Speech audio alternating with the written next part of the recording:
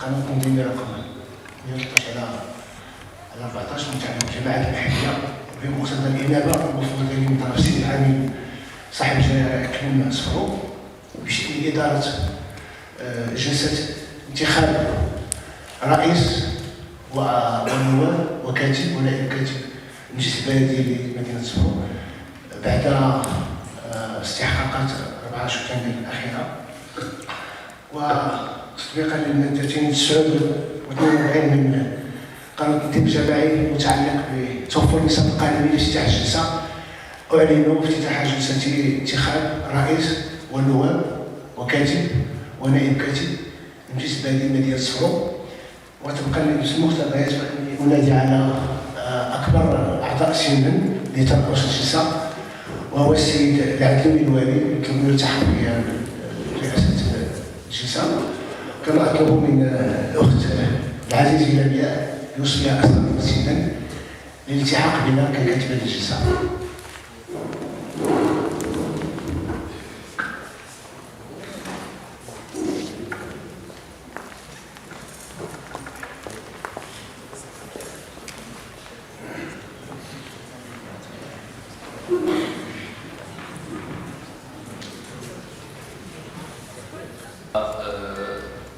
نطلب من السادة المستشارين من يصوت لصالح السيد جمال الفيلالي للعدالة والتنمية.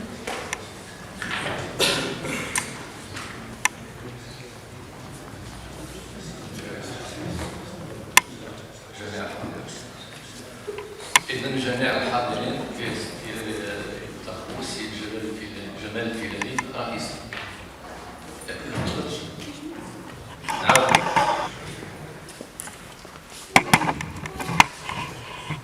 جميع الحاضرين صوتوا في صالح السيد جمال الفيلالي والعدد ديالهم 24.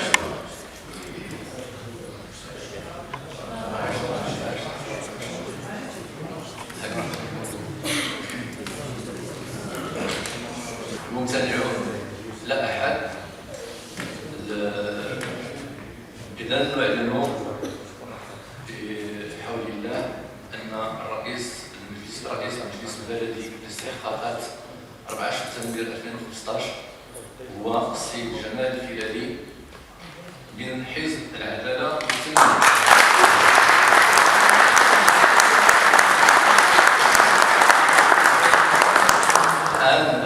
السيد جمال الفيلالي باش يجي يتركز في الجلسه ان شاء الله.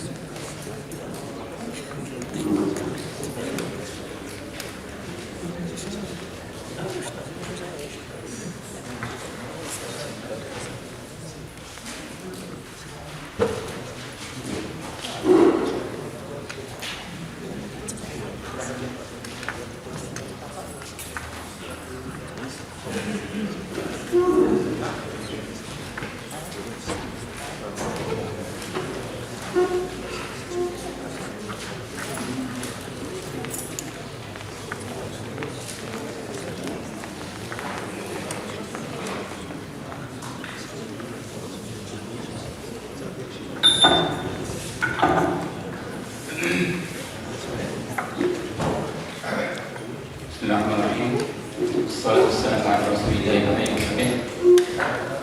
بداية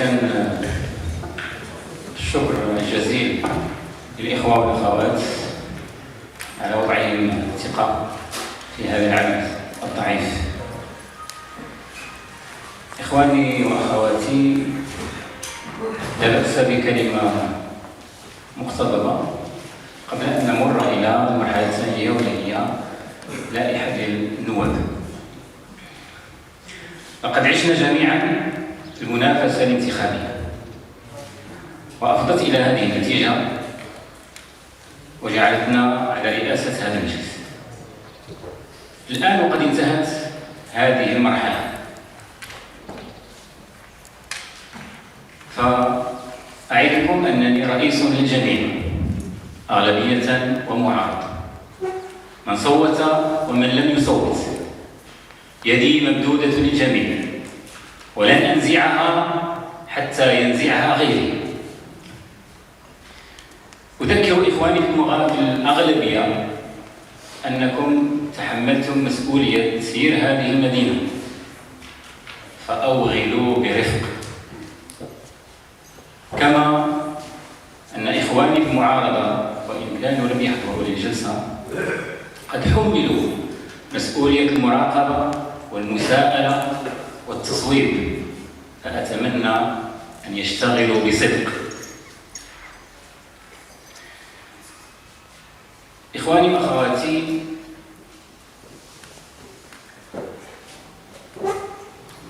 المسؤولية صعبة، وأنا الآن أجلس على هذا الكرسي وأتمنى أن لا أكون كمن يضع كما يقول اللصاق قبل أن يجلس.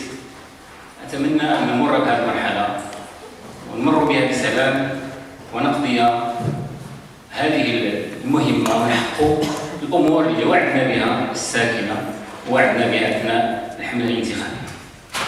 من يعرفني ليس من طبعي السلطوي والتسلط، ولكنني الآن رئيس. لا أحب أن أمارس الأستاذية، ولكنني أستاذ، وهذا وضعي. ستجدونني إن شاء الله الرحمن الرحيم أذنا صاغية وعجينا لينا لكل من تعامل معي بصدق ومسؤولية وبالمنطق، وسيجدني نارا حارقة وحديدا صلبا لمن تعامل معي بالمزاجية والخداع. إنني أعدكم أن لا أرى ألوانكم إلا إذا بالغتم في إظهارها، وأعدكم أن لا أميز بين من صوت ومن لم يصوت، وأعدكم أن لا أتتبع أخطاءكم إلا لمن بالغ في تكرارها، وأتمنى أن لا نضع في هذه الأمور. إنه من المهم إخواني وأخواتي أن ننطلق بسرعة، فالوقت لا يرحل، وبقوة، ولكن الأهم من ذلك أن ننطلق في الاتجاه الصحيح. ومن المهم أيضا أن ننطلق جميعا، ولكن من الأهم أن نصل جميعا.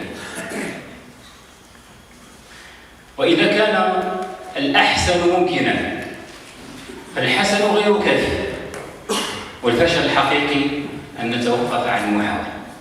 فتعالوا إخواني وأخواتي أن نشتغل لصالح هذا البلد ولصالح العام، وكما يقول سبحانه وتعالى: وقل اعملوا فسيرى الله أعمالكم ورسوله والمؤمنون ومن يتوكل على الله فهو حسبه.